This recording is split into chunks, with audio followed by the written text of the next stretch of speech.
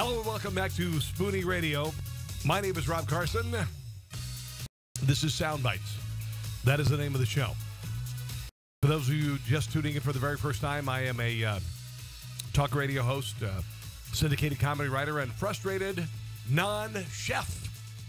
Although I really, I don't think I want to be a chef. I mean, I like cooking and everything, but I really don't. I think being a chef would take the enjoyment out of it. I could be wrong because I've never been a chef. Like Chef Patrick, who is the main dude on this here radio network. Glad to have you with me here today. My wife, Kel, joins me in the studio. Hello, Kel. Hello. Kel is a fellow foodie as well. Kel does the baking in our relationship, right? Well, not so much anymore. I think you've kind of taken over that. How have I taken over the baking? I don't know. I feel like I've lost aside with the. Well, we don't have a lot of friends right now, so you can't make your famous creme brulee and all of that stuff. But anyway, tonight I'm going to make you a lab rat. That makes it sound like we're losers. Well, we kind of are. No friends. Yeah, pretty much. We moved to Kansas City. Well, we moved. Yes, we moved away, and it's hard to make friends. Yeah. You become a certain age, and then it's tough. Okay, let's move on. But we're not losers. Very saying. No, we're not. No, certainly not. So I'm going to use you as a lab rat tonight. Try some foods on you, okay? Including, and I could get our daughter to do this, Avery. Sunmaid has made these new flavored raisins to get kids interested in raisins again, okay? And I want you to try them and see what you think. Also, big news for you. Target is launching a new collection of wines under $10. I know. I told you. Well, okay, great. We're going to talk about it. We'll get to that. Also, is Beaver anal secretion used in your ice cream? No, seriously. It's actually been used. Wow. Can I just say yum? Yeah, I know. So I'll let you try the raisins first, and then we'll move on to other stuff. These are the sour watermelon. No. Try. Not. Just do it. Just try it. Try one. Do you suppose that raisin would be appealing to a child? Got this look on your face like, really? No, you see, you can't do sour. All right, whatever. You know what? That is horrible. I'm going to test out. But I think the kids would like it. Thank you. I think the kids would like it. I'm going to test out some beef jerky and meat products from Duke's. Duke's is a naturally smoked variety of meat products, including small sausages and beef jerky. We'll try those very shortly. Is that okay? That sounds good. No raisins. All right. So Target. Raisins. We live in Kansas, the Kansas part of Kansas City. You cannot get alcoholic beverages at Target. Well, you can't get alcoholic beverages other than you can get 3-2 beer, but you have to.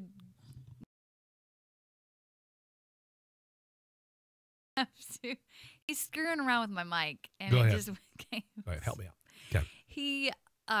No. So you can only get 3-2 beer, and you can't get alcohol at like wine or beer You at can't grocery at a convenience stores. store. You can only go to a liquor store. Yes. All right. Because So Kansas has those archaic, anal retentive, idiotic, stupid liquor laws. and you know what? Why do we live in every state we've lived at has these rules? I know. Maryland We was the choose same way. poorly in these states. You've chosen poorly.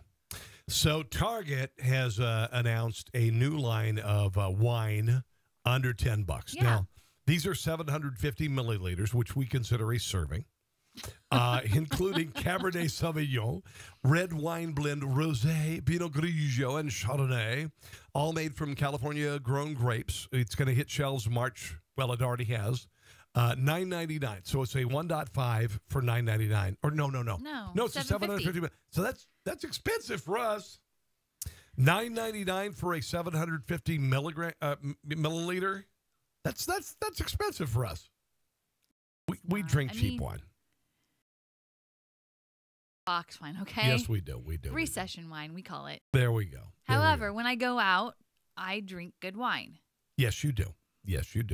We both do. You don't.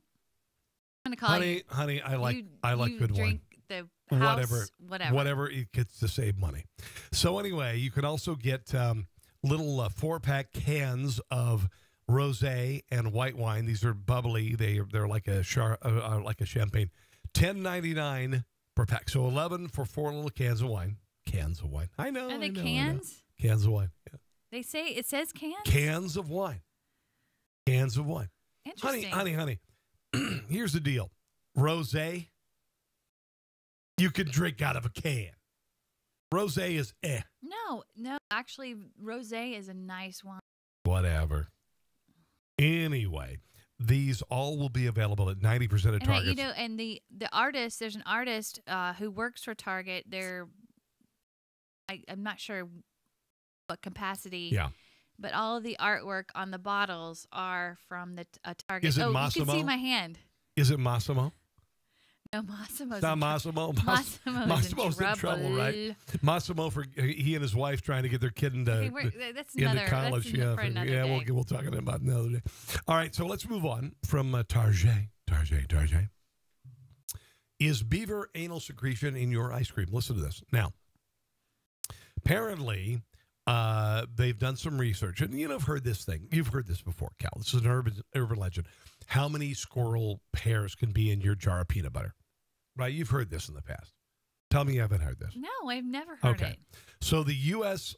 The publication of the Defect Levels Handbook by the USDA defines acceptable non-hazardous levels of undisclosed things in the food. For instance, 2 cups of cornmeal could legitimately contain up to 5 insects. This is real. 10 insect fragments, 10 rodent hairs, and 5 rodent poop fragments. This is an urban legend that apparently is true. I can't believe you haven't heard this before. You've never heard this before. Is it like how many spiders in your life? No, it's what's acceptable. While you're sleeping? It is what is acceptable according to the USDA. That when you have massive amounts of corn and you grind it into cornmeal, there's a good chance there's going to be some bugs in it. Okay, so anyway. I just don't want to know about it. Thank you.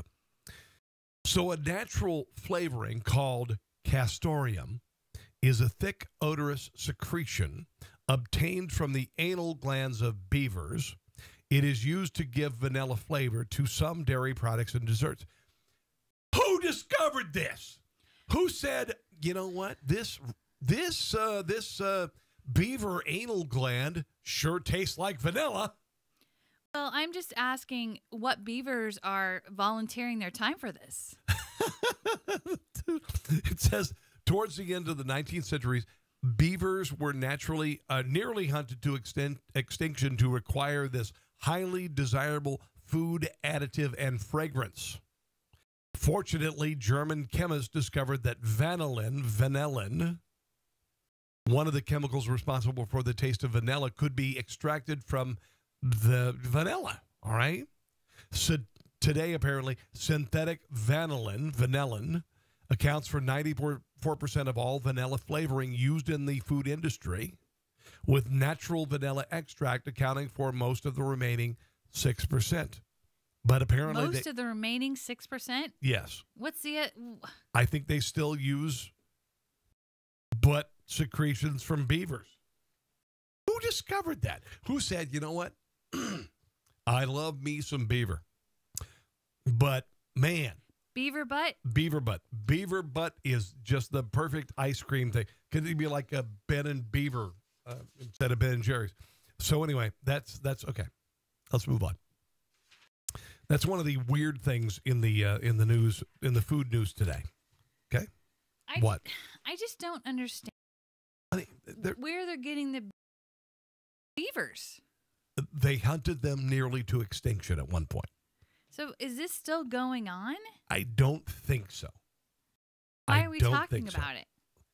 Because it's kind of worrisome. It's an interesting article. Not really. Okay. So let's talk a little bit about, let's try some meat products, shall we? I've got a friend who is in the food industry. And show the camera.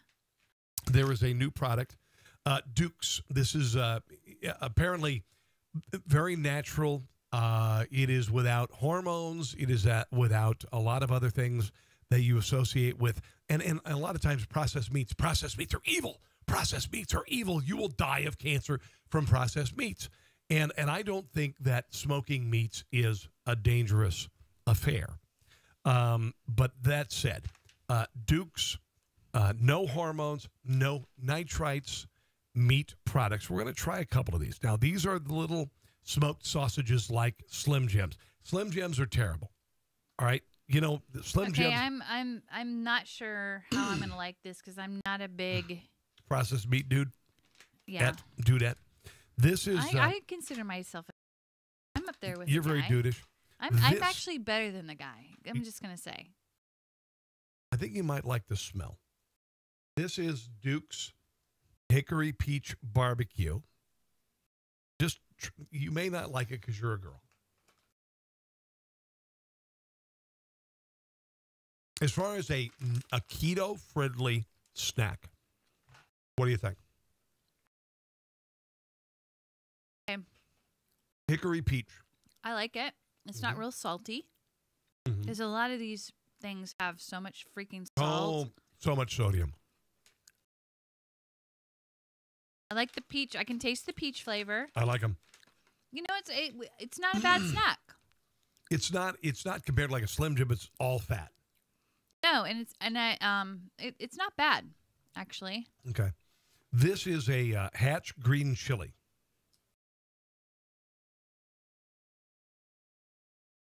I like one of the things I do like about it is that it's got that snap. The snap.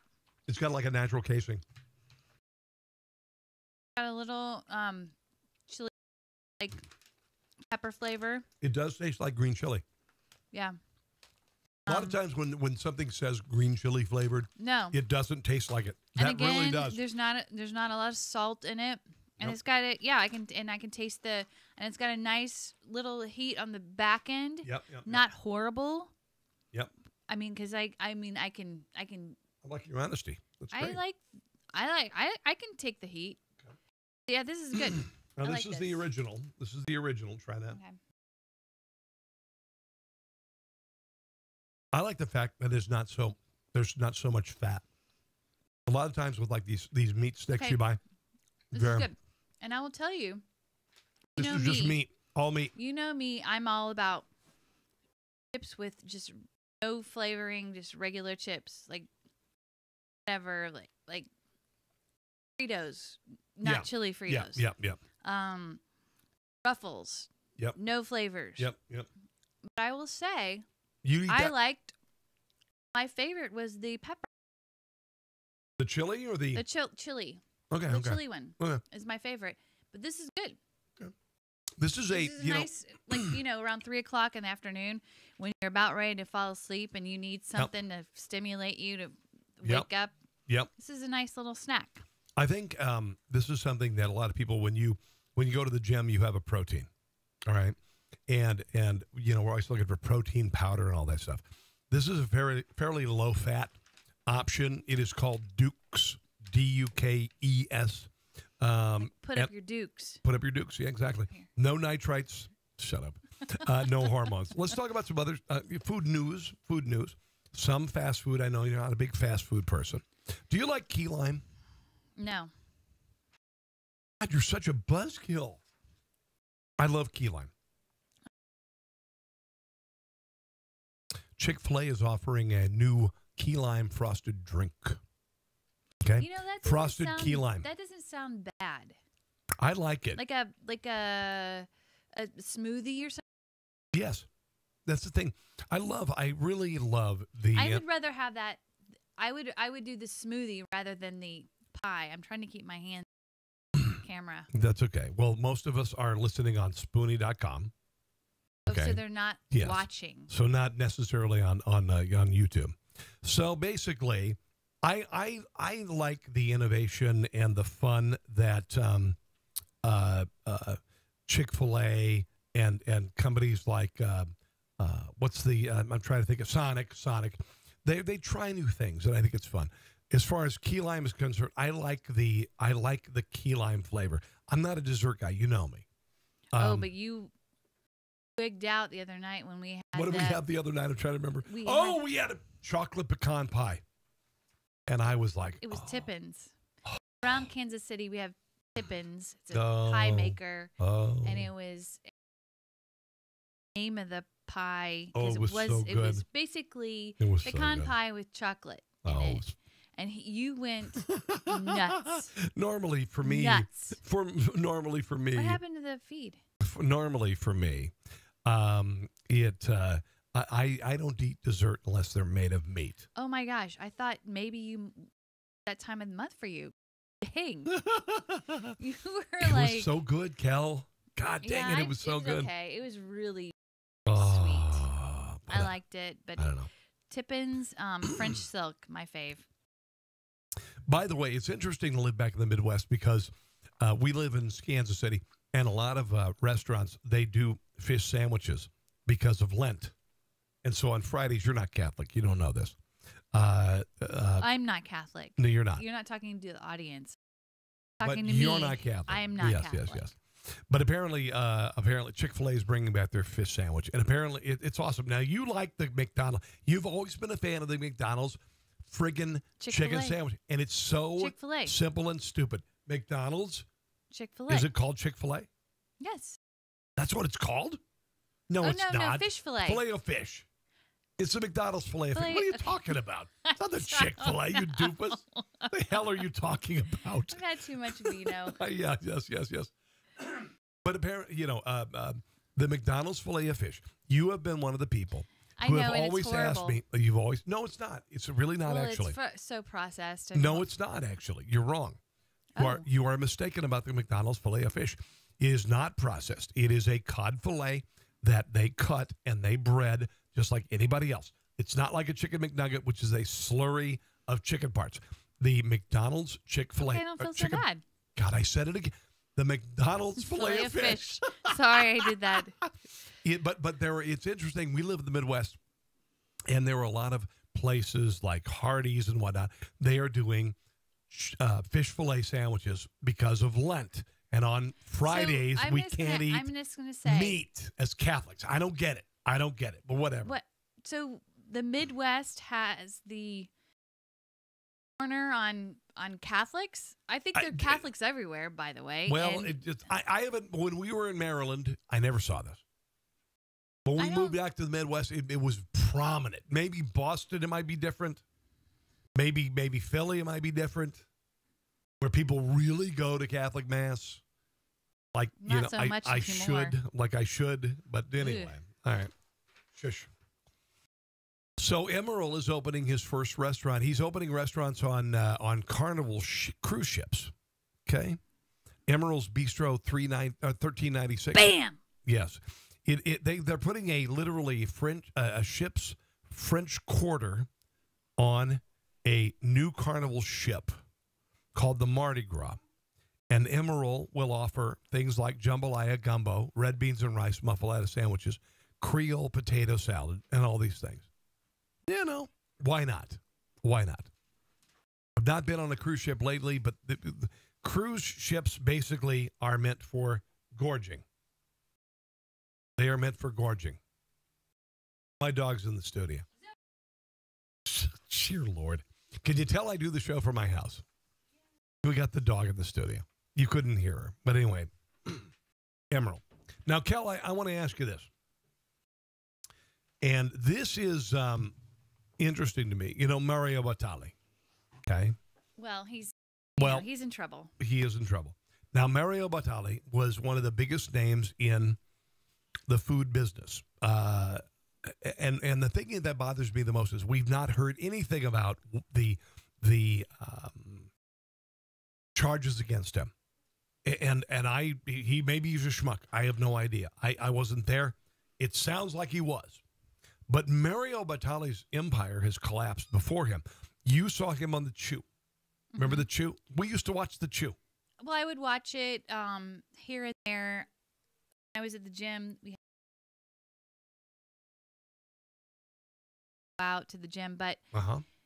yeah, that show imploded because Because of him. because of his prickness, His dalliances. Yes. his being a dick. Well, but what do you know? What do you know about it? I don't know. But it sounds very, very, very substantiated.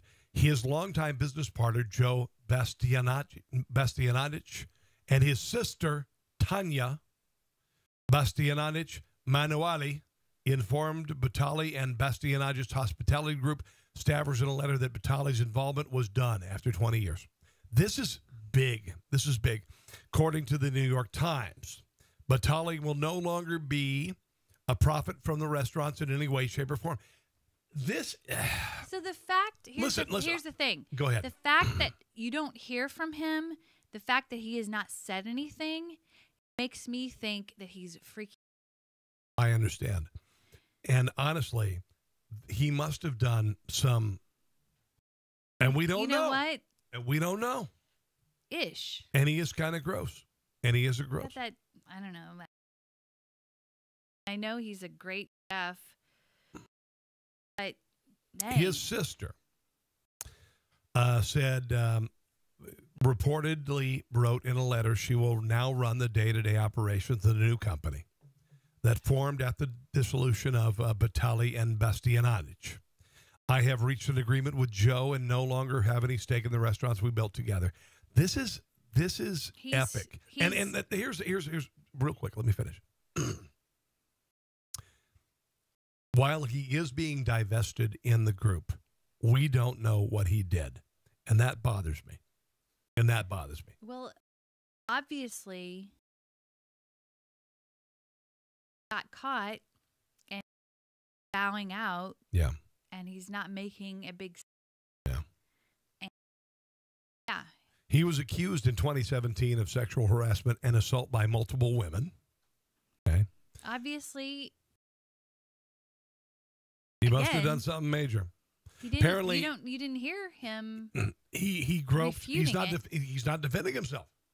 He didn't refute it. Yeah, so obviously, something's going on. There's enough evidence. Apparently, he groped 4 different women and engaged in inappropriate touching. Yeah, we don't need to hear all that. Spanning 2 decades. Now, this is food news, honey. I tell you. No, but we. Now, listen to this. 60 Minutes claimed that he drugged and assaulted someone else while she was unconscious in 2005. This is just, Well, he's just a real stand-up guy. Yeah. So there you go. She said, I woke up on the floor. I don't know where I am. I'm in an empty room, wooden floor. It said, I see broken bottles. The first thing I think is I've been drugged. That's the first time I thought I have been assaulted. Now, he hasn't fought this. He has not fought this. He hasn't fought it in the public's eye. Yeah. So we can't, you and I sure cannot. He has hired an attorney. Without due process, we cannot condemn him. But he's not fighting it. So it's easy to throw stones. To me, personally, it sounds like something major happened. You obviously feel the same way. Move on. Pabst Blue Ribbon. Ooh, you ever had one? I love them. They're, Why do you like? Here's the thing. My first beer when I was 14 years old, my father handed me a Pabst Blue Ribbon. I did not want to drink a beer. We had worked all day at an apartment we owned, and all I wanted was a gosh darn Orange Crush, and he gave me a PBR, and I could taste that damn beer. Right, I know right now I can taste it. I could taste a Pabst Blue Ribbon beer 30 years later. I can taste it. Can you taste a Pabst Blue Ribbon beer? Yes. Bottle. And it's bubbly. And it's a light lager. It's been better at times. No, I had one when we went back to KC. Yeah. I went with my cousin to Liberty, Missouri, where she went to college, William Joel, and we went to this bar that's been there forever, and we had a Pabst Blue Ribbon bottle, and so good. It's just a classic and I'm not American I'm not a lager, beer snob. I'm a pretty much snob. Yes, I'm a beer snob. But you didn't have a problem with a PBR. No, you gotta embrace the PBR. Here's the interesting thing. When you go, and you and I went to the the Budweiser tour, and we thought, you and I, when we went, we thought Budweiser's crap. Get sucked in. Yeah, but Budweiser is compared to Boulevard and all the beers that we've drunk in our lives. Well, the first beer I ever drank was a Bud Light. Bud Light is awful, and I'm just going to say it. Bud Light, Miller Lite, awful, awful, awful. They're not good. But the original. I don't know if I've ever had a. Oh my God, are you kidding me? No. It's like an original PBR. It's great. I don't think I've ever. Oh dear Lord. Now I have no problem with the original. I think they're great. That said, I think if you put a Pabst Blue Ribbon and a Budweiser in front of me, I could tell the taste. Could you? I'll bet you I could. I don't think I could. Well, here's the deal. Pabst Blue Ribbon is getting together with a distillery in Michigan, and they are doing Pabst Blue Ribbon whiskey. Now, I don't know how good that's going to be. I'm not sure. I'm not sure how good that's going to be. Well, whatever. I'm not sure, but I wouldn't mind tasting it. Yeah. And now here's the thing, and they're teaming up, and PBR is an old brand, and I think it's a worthy brand. A lot of the American lagers went through crap in the 70s and 80s, but PBR has returned to its original foundations. But they are teaming up with this distillery, New Holland. And they are making what they call the Nature's Choicest product. That legend has it. Jacob Best used in 1844 to provide its smooth, complex flavor. 80 proof bottle is made from 50% corn, 27% malted barley, 17% wheat, and 4% rye. So it could be good. I'm not a big hard liquor drinker anymore, but there you go. There you go. We have a minute. All right. What do I want to talk about here? In a minute. In a minute. I think, what? Here's the thing. Yes. All these come back. It's like ratatouille. Mm-hmm. Flavor of your child.